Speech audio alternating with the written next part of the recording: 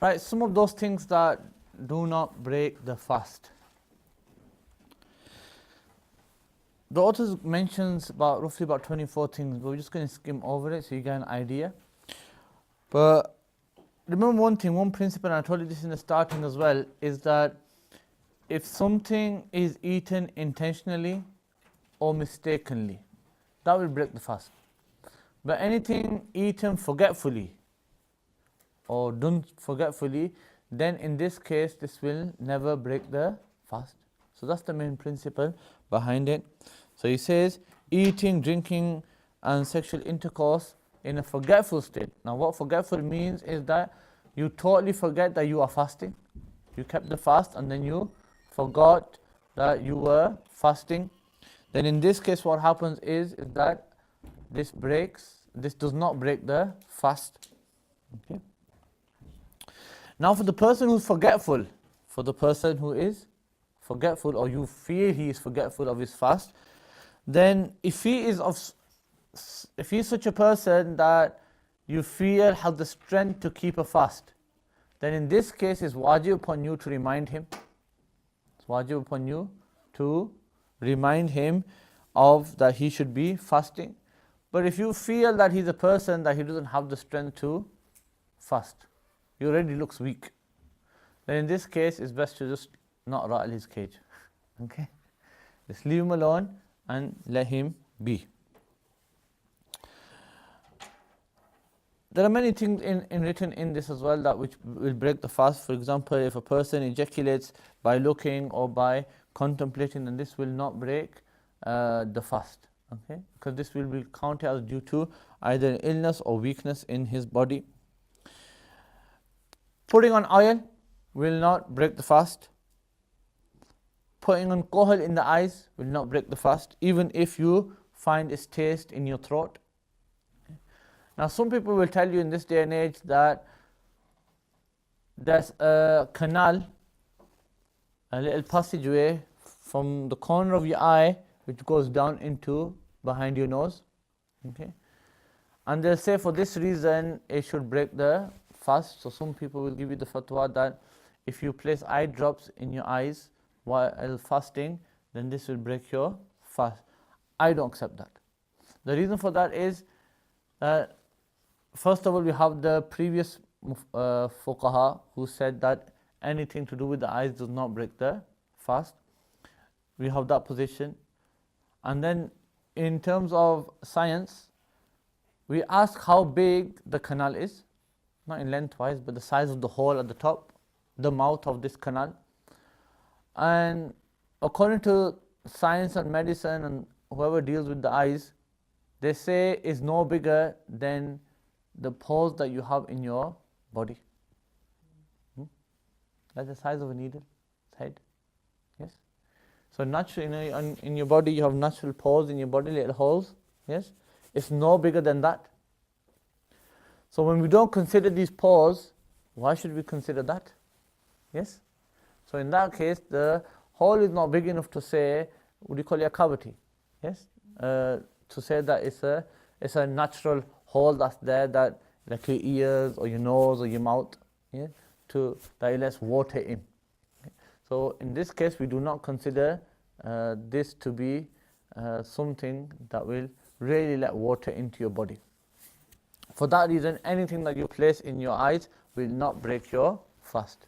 Okay. If a person has cupping done, this will not break his fast. Backbiting does not break the fast. A person to make an intention that he's going to break his fast but doesn't do it, he does not do it, then in this case, this will not break his fast. Mere intention does not break the fast. Easy way to translate this is passive smoking. Passive smoking. This does not break the fast. Okay. So smoking, smoke entering your throat, bila sun'ihi, without your actions. Yes, without the person's actions, meaning passive smoking. Then in this case, what happens? This will not break your fast. Smoking intentionally breaks your fast. even if you're smoking oud. So these things. So smoking, if it's passive smoking, that somebody else is smoking and then you've taken it in, that will not break your fast. If a building is burning and you've taken the smoke in, this will not break your fast. If you're a fire or sisters, you're cooking and then you're taking in, this will not break your fast, so to speak. Now, the next one is ghubar, dust. Yes, dust or sandstorms or things like this. So if you actually breathe that in or it goes into your mouth, this will not break it. The same apply to deodorants, you put them on, and sometimes you breathe it in. If it's passive, it's okay. Something like straight into you, and that will definitely break it. If it's just passive, you get those air fresheners as well. Yeah. If you spray and then obviously you take it in, that's okay. Yeah, when you put deodorant on yourself and stuff like that. Deodorant, wearing deodorant is fine. This is what I'm saying. If the intention is to put it on yourself, then it's fine. But if it's a case of I want to eat the deodorant, then that will not. Can you get some water? In that case, he'll break it. The next thing he mentions is if you swallow a fly, okay, this will not break your fast. Okay. I would add one thing to it. If you have a hobby of eating flies, then it will break your fast. Okay. Similarly with the effect of medicine. Obviously not eating medicine when you're fasting, but let's say at sahri time you have to eat medicine as well. So you eat a medicine, sometimes the medicine has an aftertaste that stays in your mouth. Now you've closed your fast, the aftertaste is still there. Yes, that's fine, that does not affect your fast. Okay.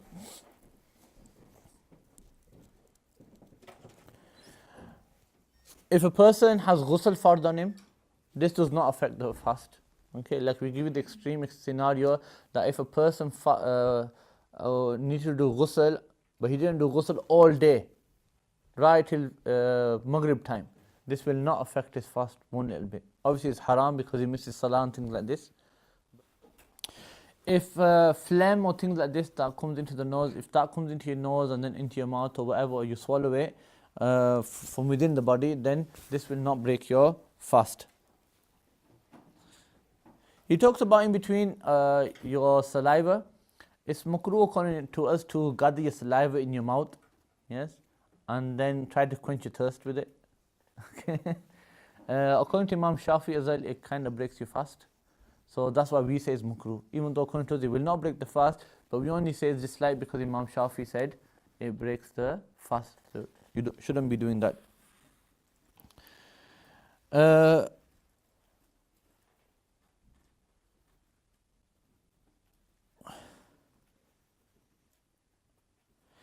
Vomiting, yes, that's always people get confused on it. Vomiting, if it's natural vomit, as in it just takes place, then regardless of what amount it is in, small amount, huge amount, mouthful, it never breaks the fast. It never breaks the fast. It breaks wuzu, doesn't break the fast. But if a person vomits intentionally, yes, like people put their finger down the throat, yes, this will break your fast. Intentionally vomiting, this will break your fast.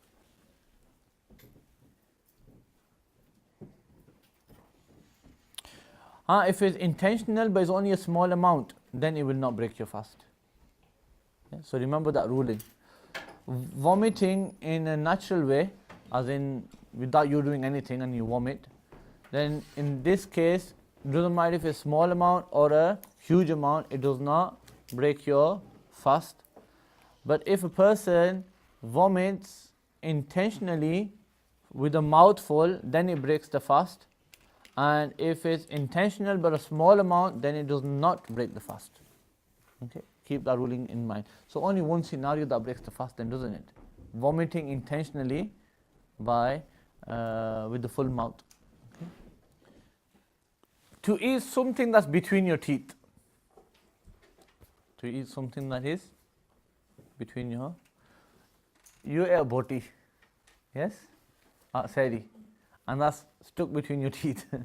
Then in this case, you can have your lunch with it. Okay? Qabil's fasting. But the size of it matters.